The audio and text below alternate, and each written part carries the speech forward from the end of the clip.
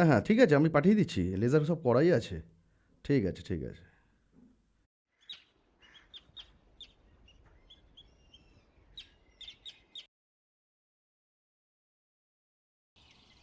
সাবিত্রী মাসি, সাবিত্রী মাসি, হ্যাঁ, আপনি এখানে এভাবে দাঁড়িয়ে আছেন? আমার ছেলে এসেছে। কই না তো। ও, আজ তো আপনার ছেলের জন্মদিন তাই না?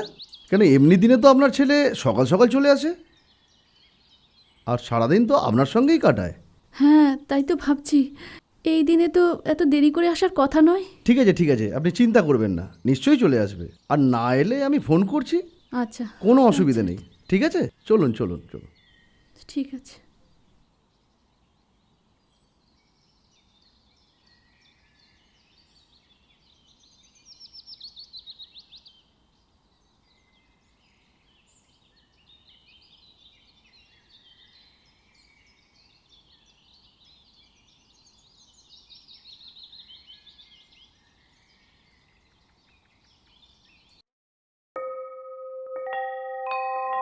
মহাভারতের যে পর্বটা পড়ব সেটা হচ্ছে অর্জুন সহে যুদ্ধের অশ্বত্থামার পরাজয়। হে মহারাজ, তখন মহাবীর অশ্বত্থামা সেই সমুদয় অদ্ভুত ব্যাপার অবলোকন করে ও শ্রদ্ধাপূর্বক সুসজ্জিত হইয়া কৃষ্ণ ও অর্জুনের সম্মুখীন হইলেন।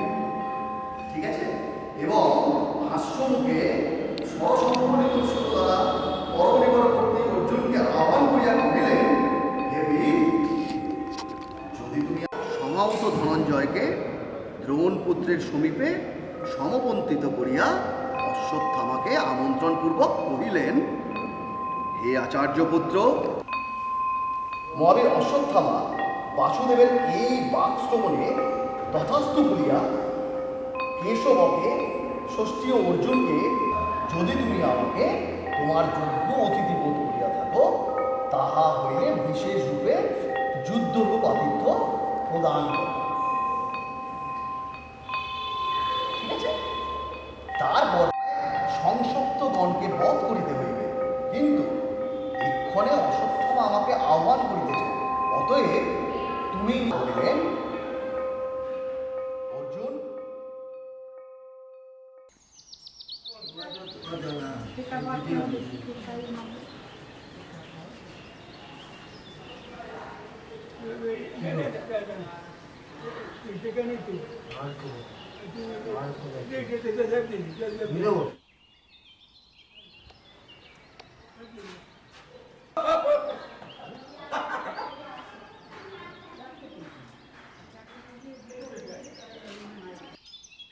শ্রবণ কাকু, নমস্কার নমস্কার নমস্কার। তোমরা সবাই ভালো আছো তো? ঠিক আছে, ঘুরে বসো তো। আজকে তোমাদের একটা নতুন গল্প শোনাবো। সবাই এদিকে ঘোরো, দাদু একটু চেপে বসো, তোমরা একটু ঘুরে বসো, আর পরান্দা একটু এদিকে ঘোরো, এদিকে ঘোরো, আমার দিকে ঘোরো। তাস আর খেলতে হবে না, এখন রেখে দাও। এখন একদিন নতুন গল্প শোনাবো। আজকে তোমাদের একটা নতুন নাটকের সংলাপ শোনাবো। কেমন? সবাই কিন্তু মন দিয়ে শুনবে। নিবেন কাকা এদিকে দেখো, মন দিয়ে শোনো, মন দিয়ে শোনো। তাহলে শুরু করা যাক। মা, যে তার দেহের রক্ত নিংড়ে নিভৃতে বক্ষের কঠায় চড়িয়ে স্নেহের উত্তাপে জাল দিয়ে সুধা তৈরি করে তোমায় পান করায়। মা, যে তোমার অধরে হাস্য দিয়েছিল, রসনায় ভাষা দিয়েছিল, ললাটে আশিস চুম্বন দিয়ে সংসারে পাঠিয়েছিল। মা, যে রোগে শোকে দৈনে দুর্দিনে তোমার দুঃখ যে নিজের বক্ষ পেতে নিতে পারে, তোমার ম্লান মুখখানি উজ্জ্বল দেখবার জন্য যে প্রাণ দিতে পারে।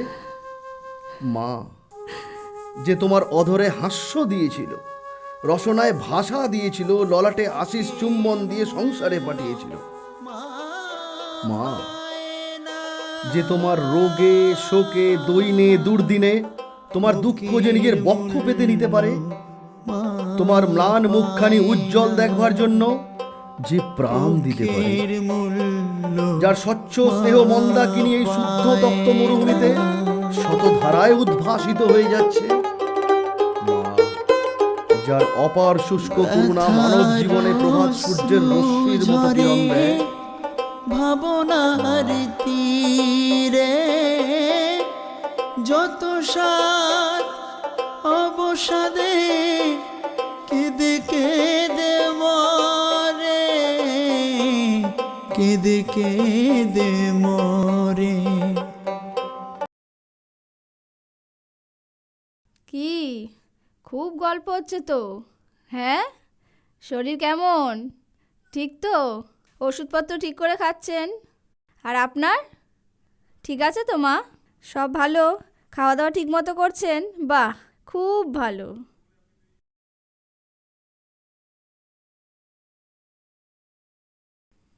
মা কেমন আছেন? ভালো? খালি মুখেই তো বলেন ভালো, দেখলে তো আর বুঝতে পারি না ভালো। হ্যাঁ, প্রেশারটা দেখি, তারপরেই তো বুঝবো, তাই না?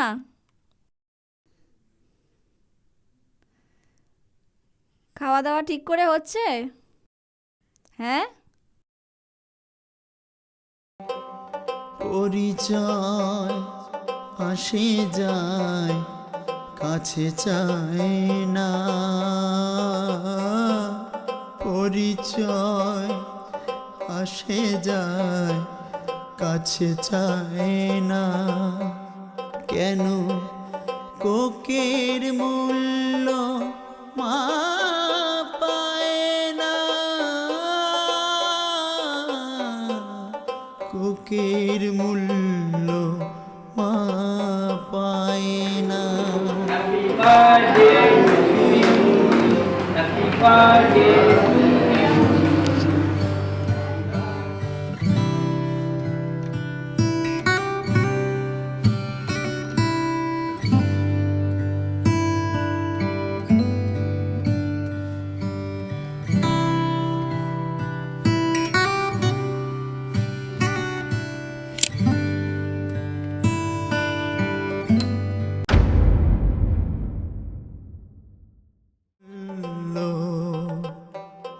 সাবিত্রী মাসি, তুমি আবার কাঁদছো? তোমায় না কত করে বারণ করেছি যে এইভাবে কান্নাকাটি করলে তুমি তো দিনের পর দিন অসুস্থ হয়ে পড়বে। এরকম করো না, দাও আমাকে দাও। মা, ও মা, তুমি এখনো ওষুধ খাওনি? মা, তুমি এখনো বসে আছো, খাবে না?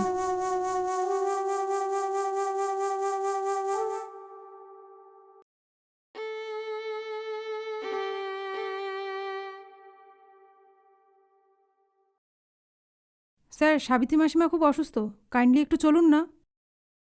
সে কি? আপনি যান, আমি এখনই যাচ্ছি। তুমি এখনো রেডি হওনি? আম্মার কাছে কখন যাবে? আজকে আমার শরীরটা খুব খারাপ। আজকে তুমি তোমার মাকে নিয়ে আম্মার কাছে চলে যাও। কিন্তু তুমি না গেলে তো আম্মা ভীষণ কষ্ট পাবে।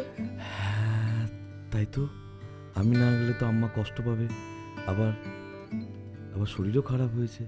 আচ্ছা, তুমি আম্মায় গিয়ে বলবে বাপির শরীরটা খুব খারাপ হয়েছে, আম্মা দেখবে ঠিক বুঝতে পারবে।